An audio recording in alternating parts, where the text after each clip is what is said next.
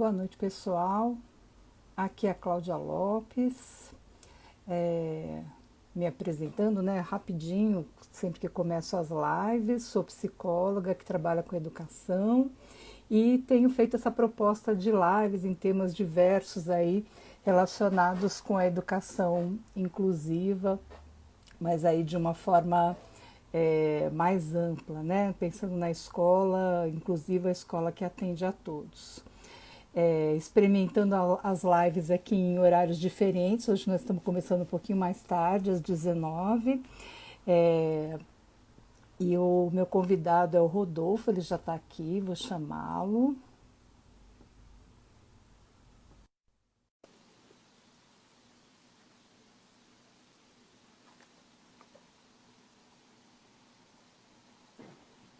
Oi, Cláudia, tudo Rodolfo! bem?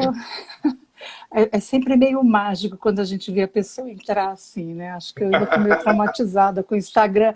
Ah, funcionou. Tudo Hoje bem? funcionou. Tudo ótimo. Ai, que bom. Bom, Rodolfo, eu vou pedir para você se apresentar, é, falar. A gente tinha uma descrição lá, né, um pouquinho do teu currículo, é, mas eu gostaria que você se apresentasse. É, Você é bacharel em piano, né? Então eu vou aproveitar e emendar uma pergunta aí na sua apresentação. Como é que você começa, né, se interessa em ser um educador musical, né, em trabalhar com educação musical? E também já emendando uma terceira pergunta, como é que você começa a entrar nesse universo aí da educação de crianças com deficiência, crianças com autismo, enfim. Cláudia, primeiramente, obrigado pelo convite. Essa conversa, ela já está programada faz bastante tempo, né? Faz tempo que a gente está Aham. tentando se encontrar e agora que deu certo. Então, muito obrigado por esse convite. E, Cláudia, a minha trajetória dentro da educação, dentro da educação musical, né, ela está bem próxima ao caminho que muitos dos nossos colegas percorreram, né? Então, eu fiz o bacharelado em piano, logo que eu terminei o colegial, entrei com 18 anos na universidade, né? Tá.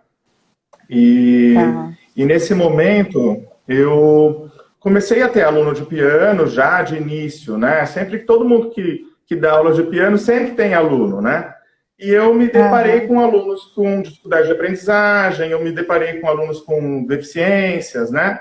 Comecei a trabalhar em escola regular, e daí sim eu me senti muito a necessidade de correr atrás, né, de ter uma formação pedagógica mais sustentada, né?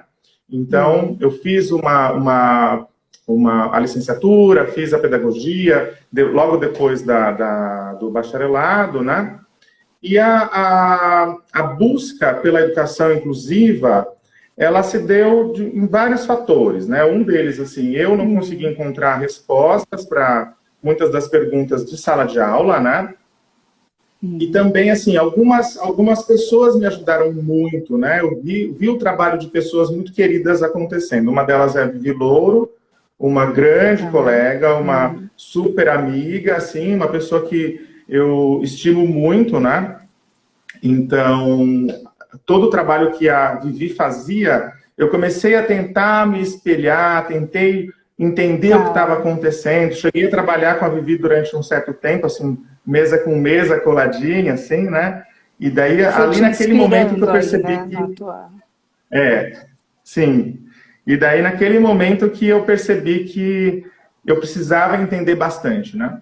E um marcador, assim, um divisor de águas de muitas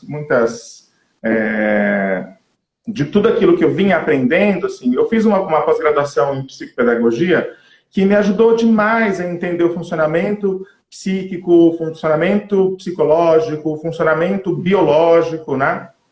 Então, a partir dali, eu comecei a me interessar realmente muito mais, né? E daí sim eu parti para o mestrado. Eu parti para o mestrado teoricamente tarde, né? Hoje em dia eu vejo que todo mundo termina a universidade e de imediato começa o mestrado, né? Tá. Eu não, eu comecei o mestrado tardiamente, né? Mas eu não vejo nenhum problema, assim.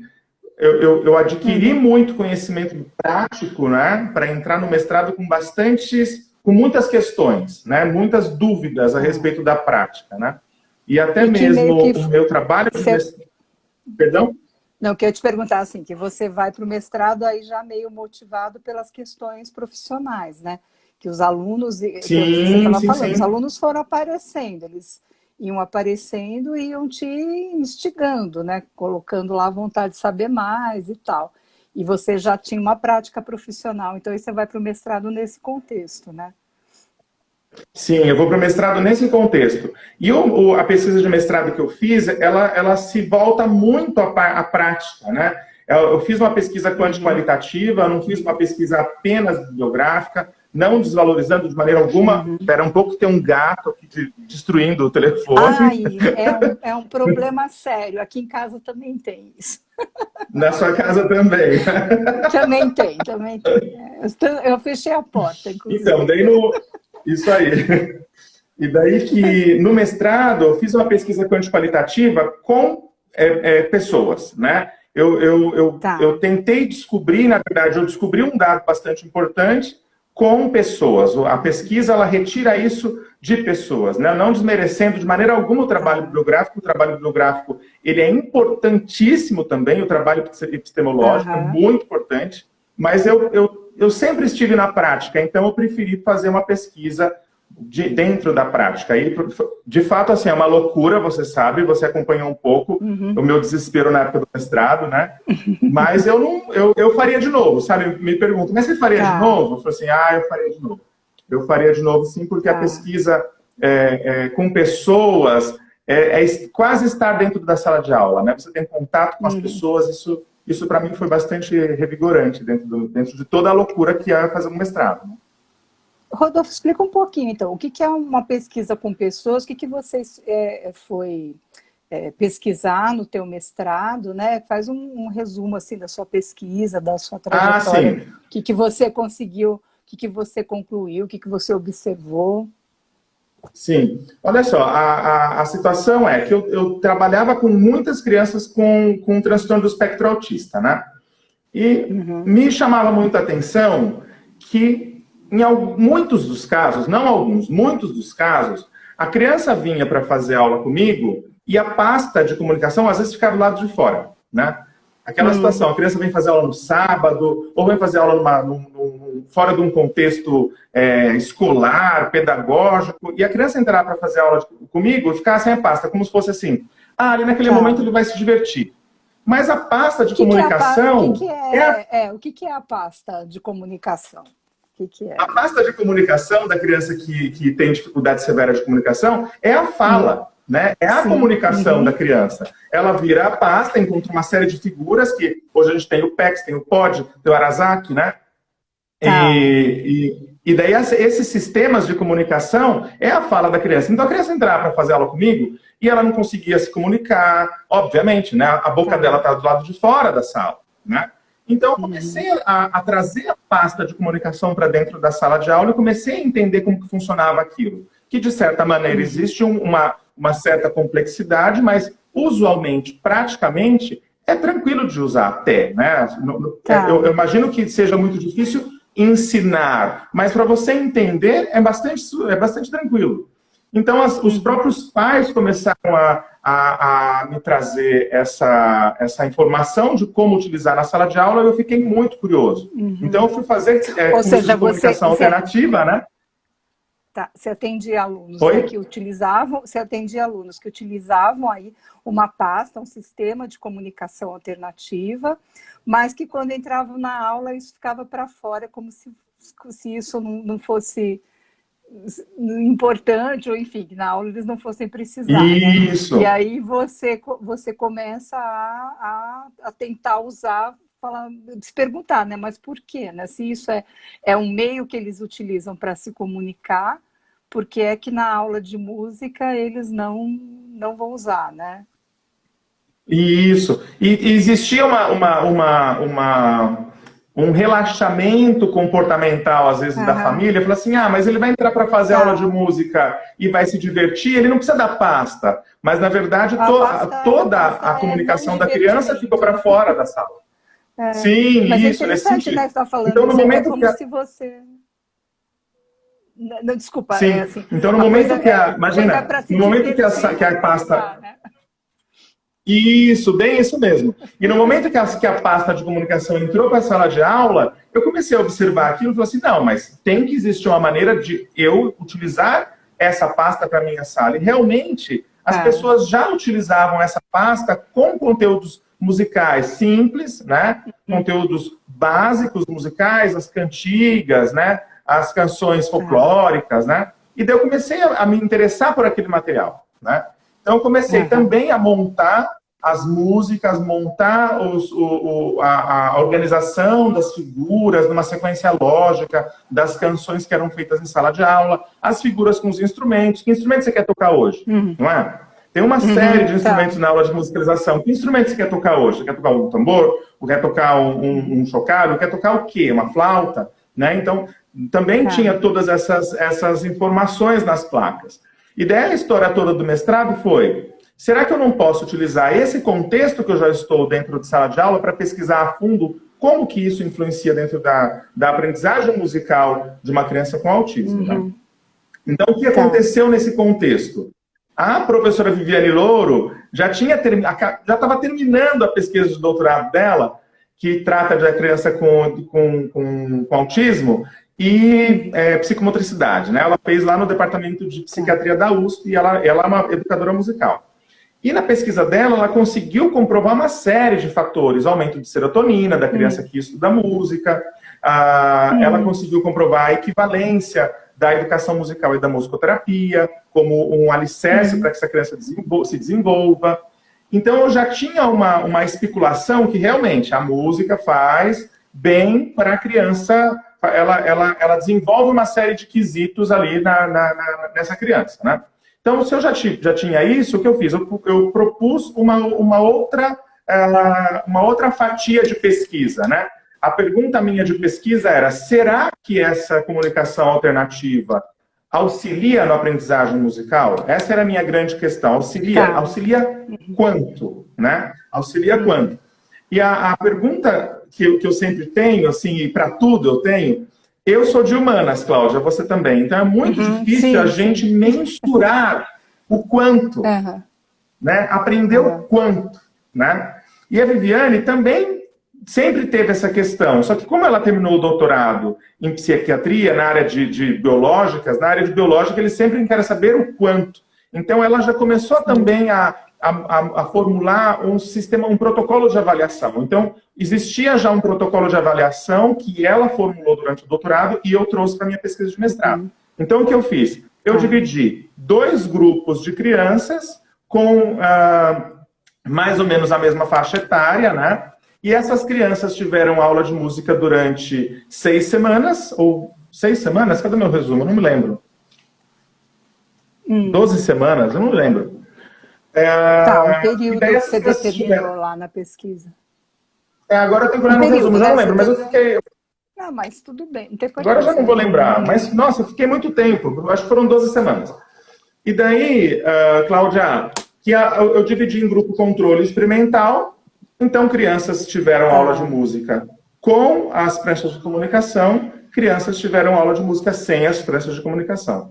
Como eu tinha esse sistema de avaliação, esse protocolo de avaliação da Viviane, que media quesitos extremamente musicais, as crianças eram avaliadas antes e depois das aulas. Então, quando as crianças do grupo experimental terminaram de fazer todas as aulas, e do grupo controle também, eu consegui fazer uma tabulação de dados e comprovar cientificamente que as crianças que tiveram aula de música com sistemas de comunicação alternativa bastante tranquilo, bastante simples, muito simples de montar, que eu até vejo muitos pais montando em casa, montando na aula, essas crianças tiveram um aumento de desenvolvimento musical quase 4 vezes mais. Para ser bastante exato, 3,79 vezes mais do que a criança que não teve o recurso de comunicação alternativa.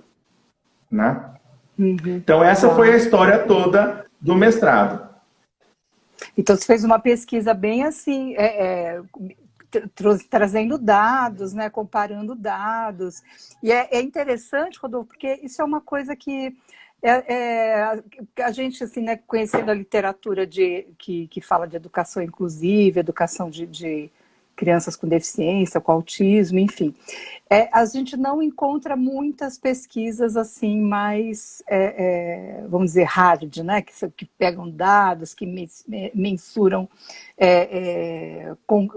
conquistas, né, que as crianças têm. É interessante isso, porque muitas vezes você convive, por exemplo, na escola, né, e você percebe uma criança com autismo, por exemplo, o quanto ela evolui por estar na escola, a maneira dela se comunicar, o comportamento, enfim, várias questões. Mas se você tiver que dizer assim, quantitativamente, né, tiver que expressar isso, vamos dizer, nessa linguagem científica, é difícil a gente ter esse tipo de dado, né? Ainda não é que não existe, existem pesquisas, mas não são muitas, né? E aí você encara esse desafio e faz uma pesquisa aí quantitativa, né? Você examina esses dados e vê ali e fala, olha, não, eu percebi que isso teve esse tal número, né? E atribuindo, relacionando aí estatisticamente, dentro ali das regras da pesquisa, com o que você fez, né? Que é a utilização da... Então, o que é muito interessante, que eu acho que dá expande o nosso campo, né, de pesquisa, porque acho que a gente tem que, quanto mais variedade, quanto mais tipos de investigação fizer, né, muito mais rico, muito mais conhecimento, né? E aí eu queria te perguntar uma coisa, a questão da comunicação alternativa, ela durante muito tempo, assim, ela era algo que ficava restrito a um contexto mais clínico, né? Aquilo era utilizado pelo fonoaudiólogo ou pelos outros terapeutas, Pelo psicólogo, né? Com esse foco pelo psicólogo, enfim, com foco na comunicação da criança, do jovem aí no desenvolvimento da linguagem, né? Exatamente, né, no desenvolvimento da linguagem. E aí essa ferramenta ela começa a ser utilizada pela escola, não com os mesmos objetivos, né, que a escola não vai ter enfim, ela não vai ter o objetivo de desenvolver a linguagem especificamente do mesma forma como se faz na clínica, mas você usa como um instrumento, né, como uma estratégia de dar acesso a conteúdos, né?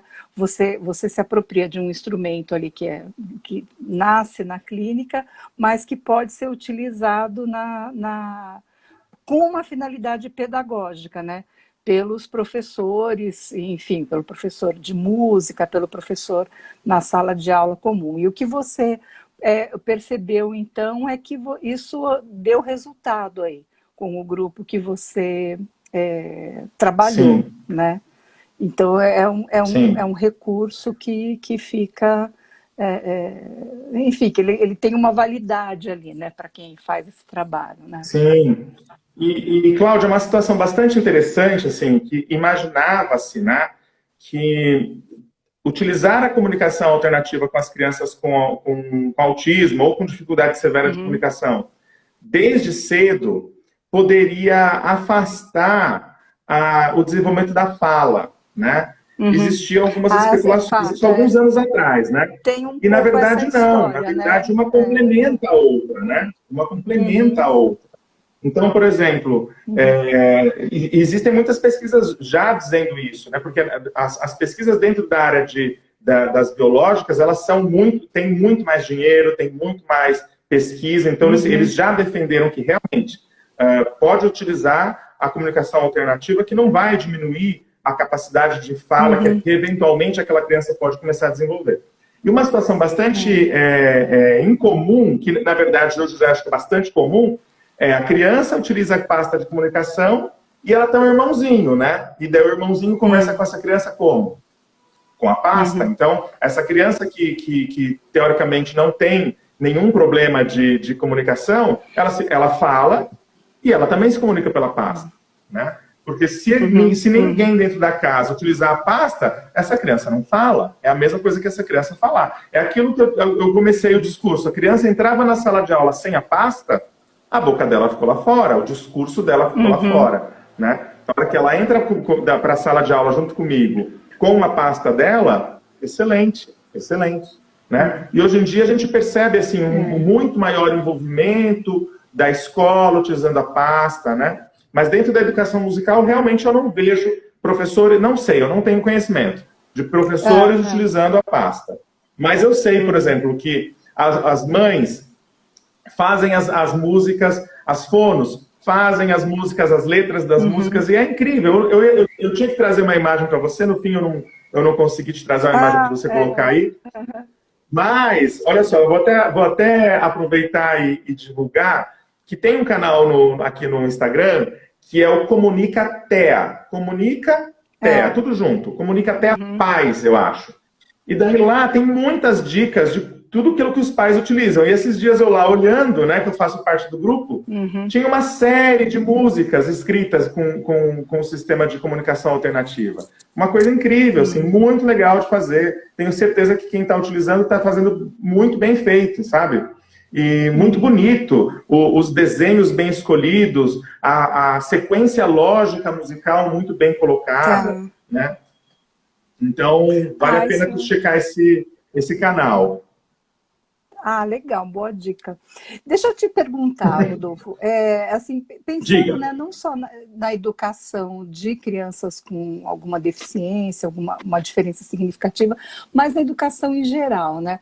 Hoje tem muita, assim, se fala muito da música no desenvolvimento cerebral, de algumas capacidades aí das crianças, né? Aí eu queria que você contasse um pouquinho, assim, por que ensinar música para as crianças, né? O que é educação musical?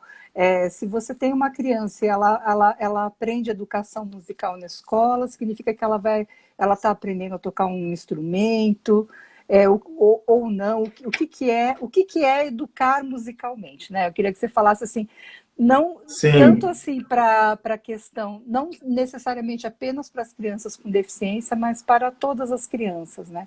Como é que o que é? Explica para a gente, assim. Sim, a educação, Cláudia, você sabe tanto quanto eu, a educação, ela precisa e deve estar voltada para todos. Ponto final, né? Ela tem que estar voltada para todos. A educação musical também deveria estar, né, para todos as pessoas. Então, o que eu imagino de educação musical é um maior conhecimento cultural, né, apropriação cultural, né? Talvez essa seja a palavra-chave, né? Apropriação cultural. E dentro da aula de música da escola regular, por exemplo, que é uma aula que você não vai aprender um instrumento em si, né? Você vai aprender sobre música, você vai criar um ouvido mais crítico, você vai fazer uma aula de apreciação musical. Você pode, sim, obviamente, tocar flauta, mexer no instrumento orfe, montar banda. A escola regular hoje também tem isso. A escola regular particular, a escola pública não tem. Você sabe bem que não tem, né? Deveria Existe ter. uma legislação, para mim é apropriação cultural, né? Existe uma legislação, assim, mas não é muito, assim, não é muito efetivo, né? Assim, então, todas as crianças têm que ter, mas a gente vê que ainda é uma coisa muito... E assim, e também é aquela história, né, Rodolfo? Você tem uma legislação, um guarda-chuvão ali, e como cada um vai compreender isso, vai variar, né? Um pode achar que, vou ensinar as crianças a tocarem violão, tragam o violão, né? O outro pode achar que não, é uma coisa de apreciação, enfim, né? Mas a importância dessa área no desenvolvimento já é algo que está, assim, bem delineado, né? Não é uma coisa assim... Sim, e é curioso também esse fato, assim, que se fala tanto, né, que o Brasil é um país tão musical, não é? Se fala muito, né? O Brasil é o país do samba, o Brasil é o país de tal outro gênero, né? E a gente não tem aula de música formal na escola básica, né? A gente não tem uma sim. aula de música, mas tenho certeza que outros colegas que estão assistindo vão falar, mas na minha escola tem, mas não é uma regra. Não é uma regra. Uhum. Nas escolas estaduais aqui no estado de São Paulo, a gente tem o currículo de artes, né? Então, o Sim, sim. professor, ele leciona artes. Então, teoricamente, ele leciona todas as linguagens artísticas, né? Mas é Sim. claro que ele foi formado em uma linguagem artística, ele não foi formado em todas, né? Então, quando eu fiz o estágio da licenciatura, eu fiz estágio com uma professora de dança, né? E ela lecionava Hum. artes, né? Foi bastante interessante, porque ela tinha um viés diferente, né? E eu lembro que Tá. certa vez tinha uma disciplina, um conteúdo de música, né? Falando de Villa-Lobos, etc e tal. É. E ela chegou para mim e falou assim, olha, semana que vem eu tenho a aula do Villa-Lobos, não sei das quantas, espera que chegou uma chamada, recusar.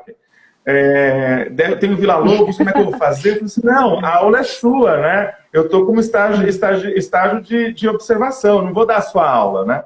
E, na verdade, eu queria até entender o que ela fazia. Ela fez de uma maneira muito incrível a aula de Villa-Lobos. Ela fez de uma maneira muito legal, Uhum. porque ela entendeu com outro ângulo, né? Então, isso foi bastante interessante, bastante interessante.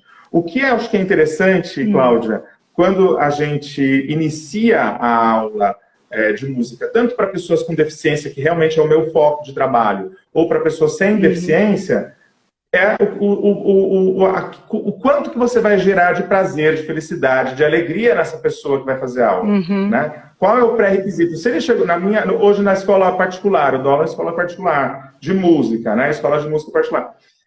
Essa criança ela chega para fazer aula comigo porque ela gosta, né? Sim. Hoje em dia, eu Uhum. não sei se a gente tem muito mais aquele discurso do pai obrigar a criança a fazer aula de música, né?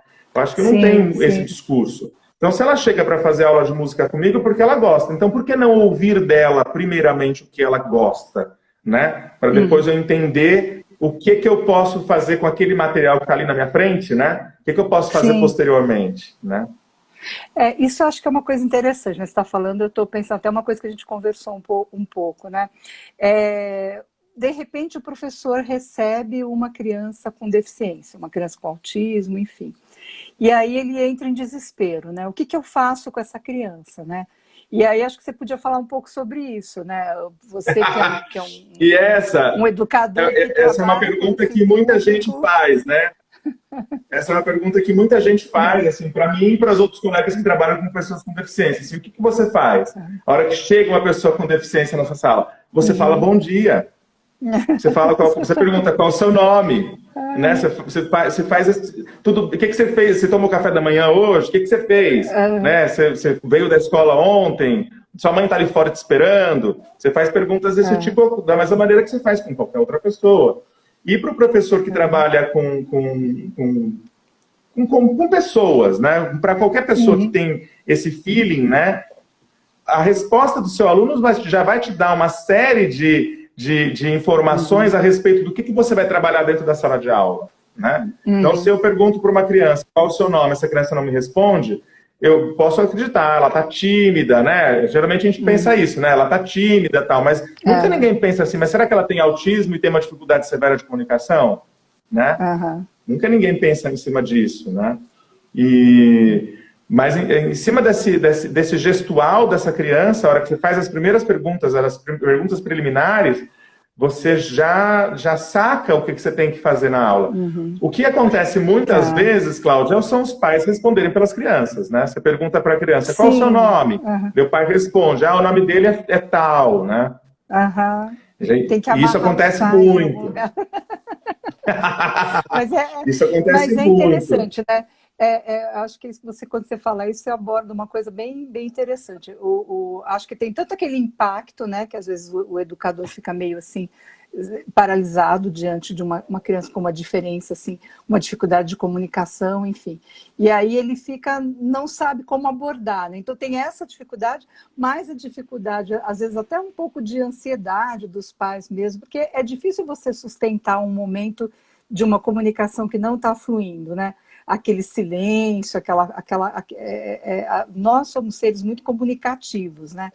E quando aquilo não vai, a gente fica muito desconfortável. Então, às vezes, até por isso, os pais meio que eles têm que preencher essa lacuna, né? Então, eles não dão tempo. Isso é uma coisa que eu observo muito no meu trabalho, que é assim, você deu tempo para a criança responder, né? Você dá Sim, porque tempo, existe o tempo de ela não vai latência, né? ela não vai no mesmo você tem que esperar. Não Porque às vezes o vai. professor ou a família fica tão ansioso que ele vai preenchendo aquele tempo, né? E você tem que aprender a esperar, né? A aprender a Sim, você ficar tranquilo para poder deixar a criança se expressar, né? sim. Então, acho E, que mesmo, e dentro Perdão? Não, pode falar, desculpa. Tá bom. E dentro das pastas de comunicação, eu utilizo pasta impressa, né? Eu não tenho os Uhum, programas no tablet, nada tal.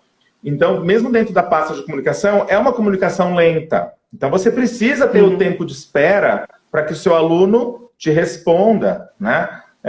Eu lembro quando eu comecei a estudar o POD, e eu tinha um aluno que fazia uhum, POD, e a gente estava ainda tentando ali, ajustando, todo mundo aprendendo junto no POD. E eu lembro que a minha página era número. No começo, no começo do caderno tinham as ações, né? Os verbos, né? E lá para o final tava as coisas de música. Então, na hora que eu tinha que falar, você quer tocar o tambor? Então, você quer, estava lá na página 1, 2, e o tambor estava lá na 28. E daí eu tinha que fazer 1, uhum, 2, 28, 28, 1, 2. Uma loucura, porque a gente estava ainda se adaptando. Então, da mesma maneira que a gente demorava para encontrar toda a lógica da comunicação, o meu aluno também vai demorar para encontrar. Só que se uhum, a gente não uhum. tem uma paciência, esquece a ansiedade, deixa ele responder no tempo dele, o mais importante ele vai conseguir fazer, que é se comunicar, né? Certo. E você falou uma coisa também que eu achei bem interessante, que é assim, né? Porque, na verdade, o trabalho do professor, né, Rodolfo, ele é um trabalho, ele ao mesmo tempo que ele é complexo, ele é muito simples, né? No sentido de que o que você, para você poder trabalhar com um aluno, você precisa saber o que este aluno sabe, né? E você estava falando um pouco disso, né? E a gente conversou. O que este aluno sabe sobre música, né? E aí isso acho que pode servir para qualquer professor em diferentes situações, né? Isso é válido, então, para um aluno que não tem deficiência ou não tem questões de comunicação, mas também é válido, né? Da mesma forma que é válido para um aluno que tem uma questão de comunicação mais expressiva, né? Sim, sim, Se a sua proposta é trabalhar, ensinar esse aluno, a primeira coisa que você precisa saber é onde ele está, né? E às vezes isso é uma coisa que a gente vê os professores ficarem um tanto quanto paralisados quando estão diante de um aluno com deficiência, né? Mas é a mesma coisa para todo mundo. Eu preciso saber onde é que está, onde ele está para eu poder ir para frente, né? sim. Sim, eu sempre preciso entender de onde vem esse aluno, né? Assim, que Uhum. contexto Sim. familiar, não só dele, né? Mas assim, que contexto familiar, como que é a rotina em casa, na escola, quantas terapias ele faz por semana. Porque se o aluno chega para mim cansado, vem fazer aula de música, não está muito afim, será que ele não gosta da aula de música ou ele está cansado porque fez 20 terapias durante a Uhum. semana? Tem esse contexto também. Então, Sim, quanto mais sim, sim. informações eu tiver a respeito da vida ao entorno desse aluno, vai Uhum. facilitar eu entender realmente quem é ele, né? E o que ele sabe de Sim. música, né? E tentar, de toda forma, aglutinar outros componentes de identidade para que esse aluno crie a sua própria, né? Uhum.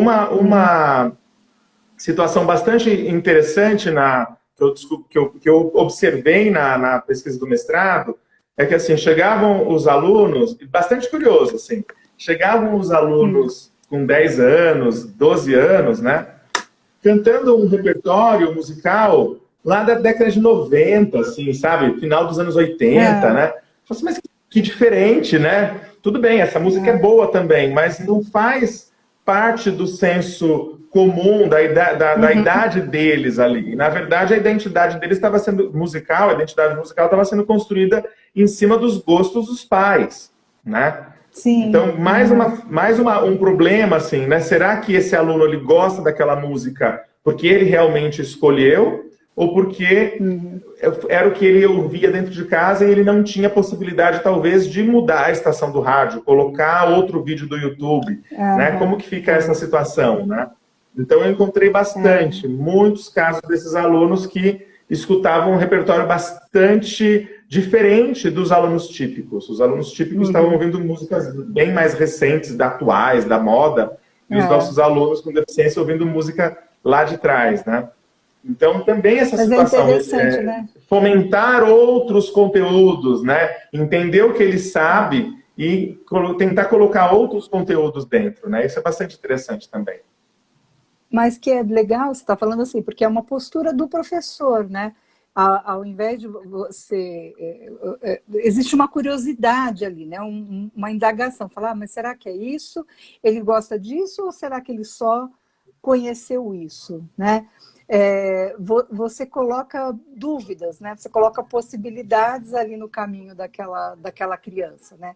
E aí você vai abrindo para poder oferecer outras coisas, né? É interessante isso faz parte da coisa do professor ser um investigador também, né? E no caso da questão das deficiências, das diferenças, aí isso é importante, né? Porque, sei lá, por exemplo, a deficiência é uma questão motora, né? Ele não fez porque ele não sabe ou ele não fez porque é um gesto extremamente cansativo e aí ele vai fazer um pouquinho e vai parar, né? Ou ele não fez porque ele não gosta ou ele não fez porque ele não entendeu. E aí, porque a comunicação é mais... precisa ir por outro caminho com essa criança, e aí quando eu uso a comunicação alternativa, eu descubro, né? Então, você ter essa postura aí de fazer essas perguntas, né? De colocar em um benefício da dúvida em algumas questões, para você poder oferecer outros recursos. Sim, né?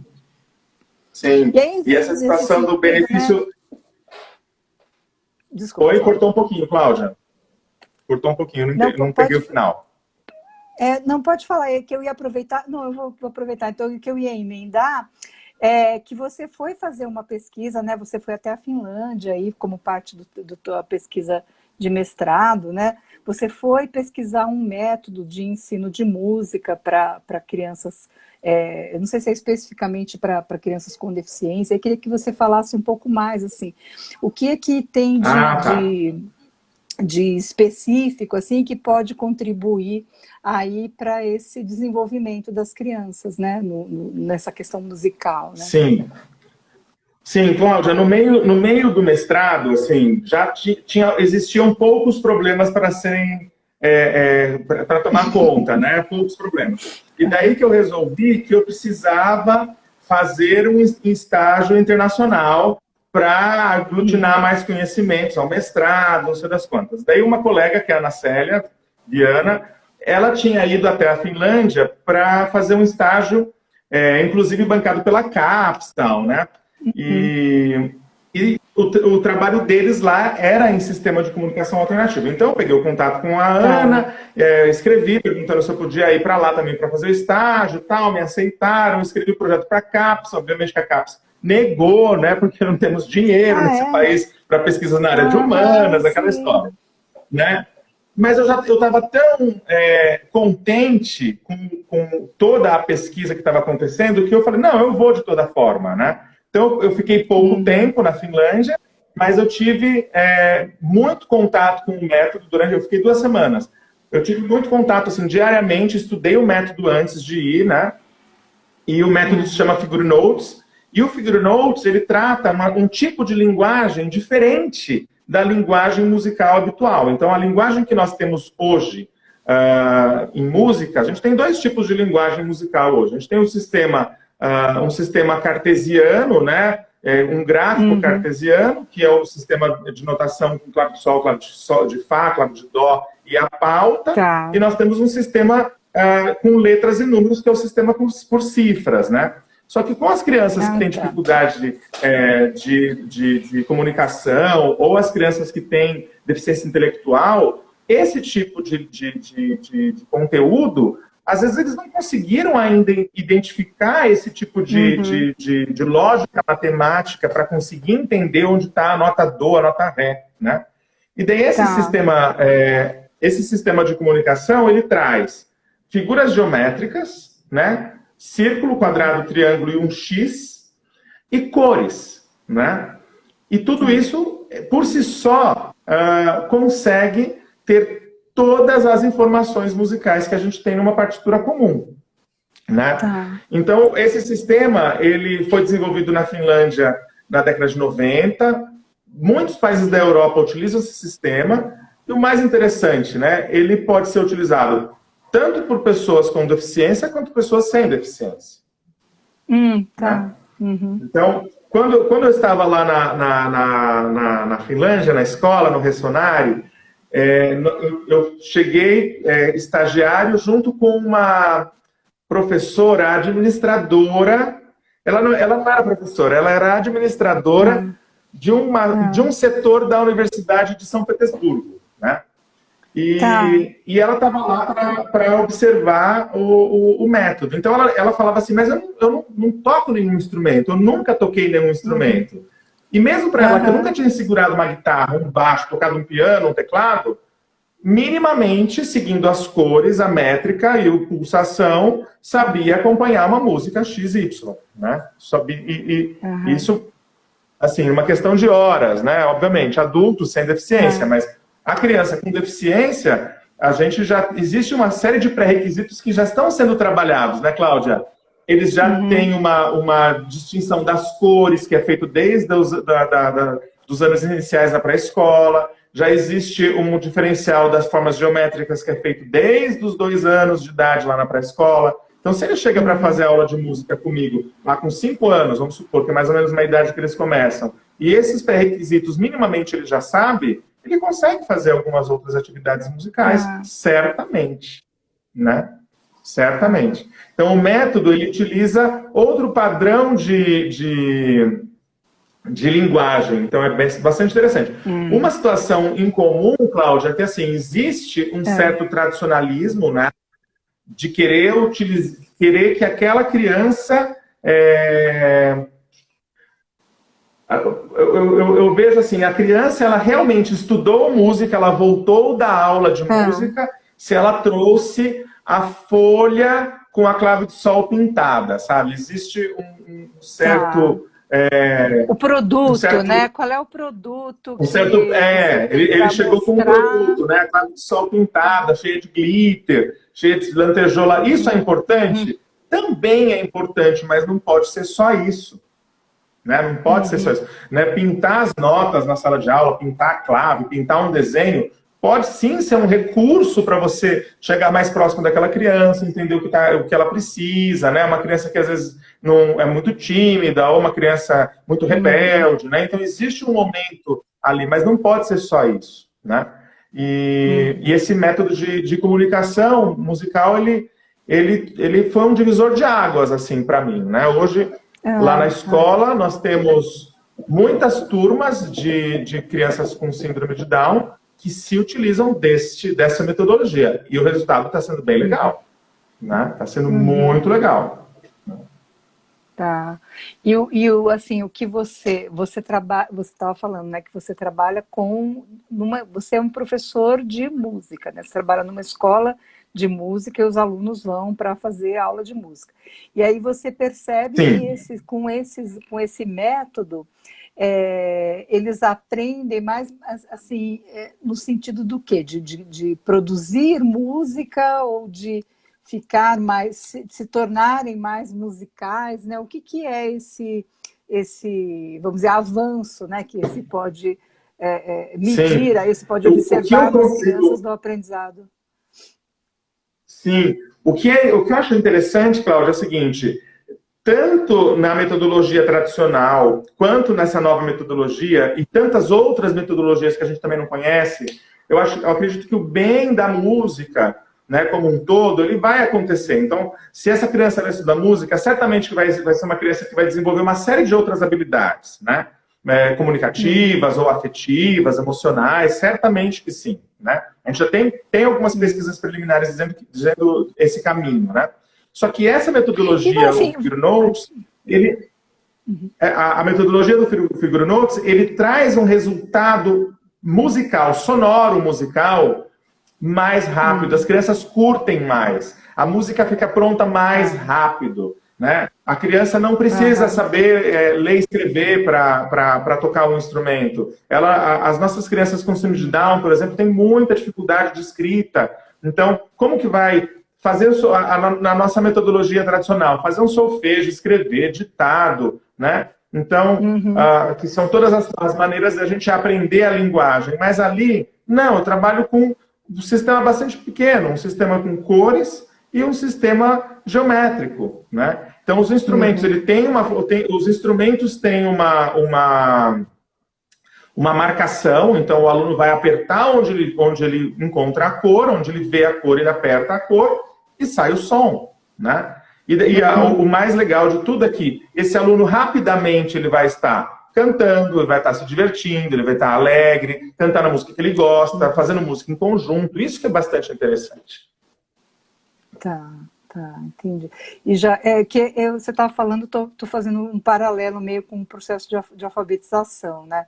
É como se você não precisa estar formalmente alfabetizado, ter completado o processo de alfabetização para apreciar um texto, ou para apreciar uma história, ou mesmo para produzir um texto, né? Você pode fazer isso através de um escriba, alguma coisa assim. E aí, fazendo um paralelo, essa questão da notação musical, né? de escrever, conseguir ler as notinhas, tudo, ela também não tem que se transformar num obstáculo para as crianças poderem produzir música, né? Produzir, usufruir, enfim, né? Se tornarem mais musicais. Concordo plenamente, né? Cláudia. Concordo plenamente. Até porque a música é o quê? É som. No final, música é som. Existe sim uma forma de registro, que é a notação musical, né? Mas, no primeiro lugar, música é som. Então, se eu tenho um aluno que sabe cantar ou sabe tocar um instrumento e não sabe ler a nota, como que eu posso falar para ele que ele não está fazendo música, né? Ele está fazendo música sim, porque primeiramente música é som. E sabe que existe um grande tabu, assim, né, dentro do círculo de música erudita, principalmente, do músico que não sabe ler, né? Puxa vida, quem que é o músico que não sabe ler? Mas não sabe ler música, né? Mas será que isso é realmente tão importante, né? De fato é importante, a gente sabe disso. Mas será que é o primordial? Ou será que tocar bem um instrumento, repassar muito bem uma mensagem, será que isso não é mais importante? Né? Eu fico imaginando isso. Sim. Então, já pensou se a gente tem que parar para pensar e falar assim, puxa vida, essa criança que vem fazer aula comigo, ela só vai poder entrar em fruição musical depois que ela estiver completamente alfabetizada musicalmente, né? Isso é uma grande loucura, né? Ela pode, sim, desfrutar da música que ela própria faz, sem ter esse tipo de recurso musical tradicional e utilizar outro de apoio, sem problema algum. Né? O resultado sonoro, se o resultado sonoro é igual ou se aproxima está valendo, tenho certeza disso. Tá. Eu queria te perguntar, assim, né? Assim, eu sei que você é professor de música, a gente está falando do contexto da escola de música, da aula de música, mas extrapolando um pouco aí, né, esse universo para o universo da escola comum, né? Que tipo de contribuição que você acha que você poderia, a tua pesquisa, né, ou a tua experiência poderia dar para esse educador que trabalha com uma turma diversa, uma turma onde tem várias crianças aí diferentes entre si? O que você assim, daria de orientações, né, a partir de contribuições que você poderia dar, né, a partir do que você aprendeu. Sabe, Cláudia, que a gente está falando de dois universos diferentes, né, a escola de música e a escola comum, né? Mas o que você vê, né, nesse sentido? Se você vê alguma contribuição? Sim, olha, eu acho dois pontos bastante distintos, assim, né? Que, de fato, a música pode contribuir para uma série de fatores, pode, existe pesquisa, aqui em São Paulo, inclusive Uhum, mostrando que crianças que tiveram aula de música na escola regular, durante um semestre letivo, essa uhum. pesquisa, ela foi feita, eu acho que já faz uns 5 anos, Cláudia, bem interessante. As Ah, crianças que ah, tiveram aula no ensino regular 5 vezes por semana, foi uma pesquisa de pós-doutorado. Acho que foram 5 vezes por semana, não, tá. sei, não acredito. E foram várias escolas, foi uma pesquisa multifatorial. Essas crianças tiveram um aumento muito grande na parte de interpretação de texto, de escrita e Uhum, de matemática. Então, aí cai de novo naquela pesquisa quantitativa, né? Porque é medido por uma tá. nota, né? A criança fez 5 aulas de português, de música, e melhorou a nota de português dela. Então, de fato, a educação Uhum, musical ela pode sim contribuir. Mas olha só, uhum. essa pesquisa de pós-doc que foi feita, não tinha uma aula por semana de 50 minutos numa turma. Ela tinha Aham, pelo menos aham. 5 aulas. Tinha muitas aulas. Se eu não me engano, acho que eram 5 aulas por semana, né? E dentro de um contexto que era favorável ao ensino musical, né? Então, essa criança realmente... existe o relato dos professores dizendo que essas crianças ficaram mais tranquilas, mais calmas, ajudou a melhorar a Uhum, ansiedade, etc. e tal. Mas talvez não só por causa da aula de música, mas talvez por uhum. ter uma atividade diferente dentro da rotina, né? Talvez Aham. isso, né? Eu não acredito muito assim na música como um comprimido, sabe? Toma e melhora. Não Tá. acredito muito nisso, Aham. não. Mas qual era a outra pergunta que você fez que eu ia falar, Cláudia? Ah, era as contribuições que você vê, assim, Sim. o que você pesquisou, que poderia ser extrapolado, né, o que poderia ser pensado nesse contexto aí Ah, da sim, sim, escola sim. Agora pública, lembrei, né, lembrei o que eu ia que falar. Agora poderia... uma outra situação, Cláudia, que eu imagino, assim, a nossa situação da escola regular, ela não está muito propícia para boa aprendizagem, né? Ela não está propícia, Uhum, ela não está. O nosso ambiente escolar, ele não é um ambiente bonito, não é um ambiente agradável, não é um ambiente de uhum, cooperação, a gente sabe disso, né? E a quantidade de uhum, alunos dentro de uma sala de aula para um professor dar conta é bastante grande, né? Eu fico imaginando assim, tá. né? Eu dei aula na escola regular há bastante tempo também, Cláudio. Então, assim, hoje eu não sei como que assim, eu daria conta de voltar para a escola regular? Certamente que sim, porque eu tenho bastante experiência. Mas que é Uhum, desumano, né? É desumano, tá. né? É uma situação muito complexa. Uma pessoa dar conta de 32, né? E desses Uhum, 32 ainda tem uma série de pessoas com deficiências bastante diagnosticadas e outras, cada um mundo, né? Cada criança um mundo. uhum, Então, eu vejo um problema bastante grande, assim, né? E na entrevista que eu dei tá. no sábado, Cláudio, eu falei da educação, que a educação é cara, né? A Uhum, educação é cara. E as pessoas não exatamente. se dão conta É. disso, né? As pessoas Uhum, não se dão conta disso. A educação ela precisa ser cara. E eu estou falando de dinheiro, estou falando de cara de monetário, né?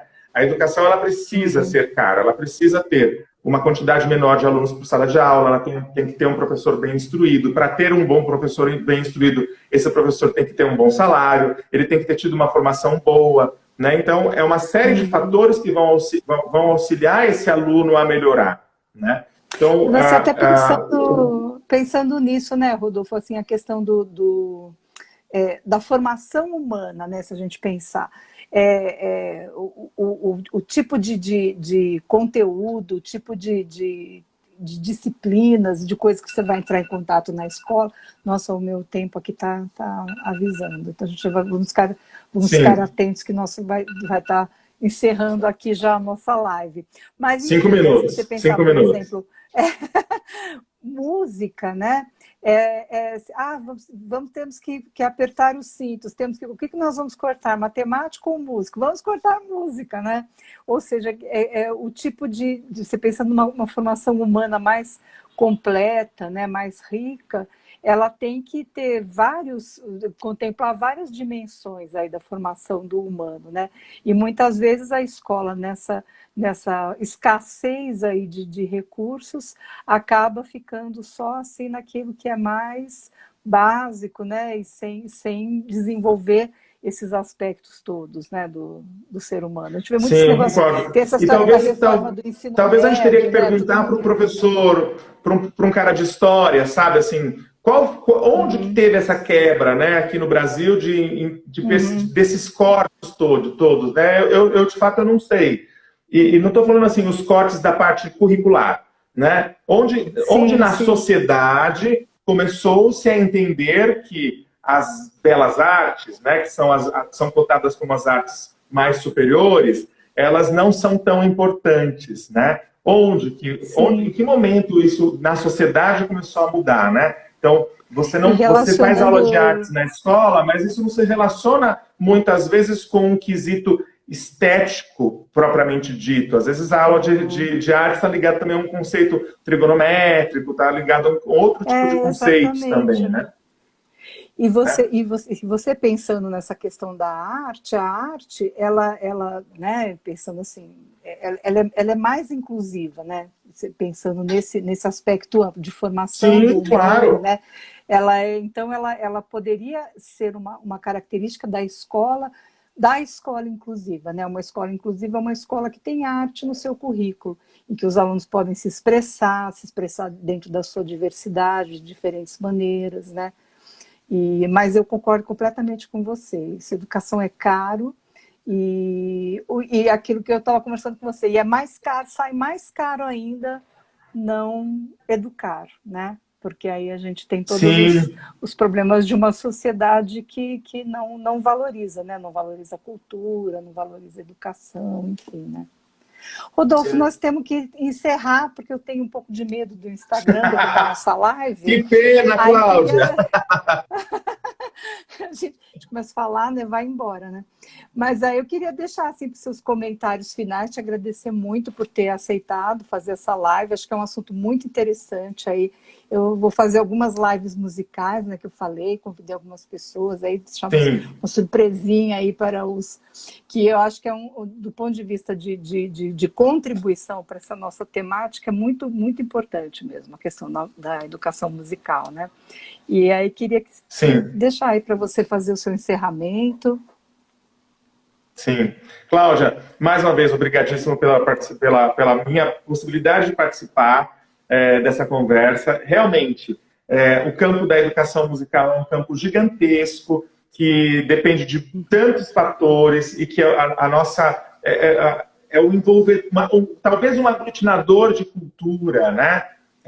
E dentro Uhum. da nossa sociedade brasileira, eu vejo que isso é tão importante, né? Todo mundo fala, né, que o Brasil é um país muito musical, mas onde que está realmente a Sim. construção dessa educação de escuta e de educação de aprender um instrumento, né? A gente precisa Uhum. realmente colocar isso à tona novamente, né?